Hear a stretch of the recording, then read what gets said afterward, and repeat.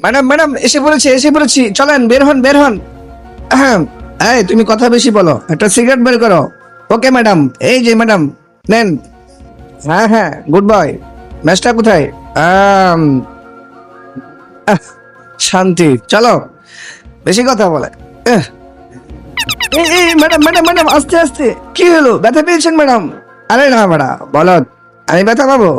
আহম, শান্তি। এই একটা কলা ছিল তো। জি জি ম্যাডাম, জি ম্যাডাম, ছুটতেছি।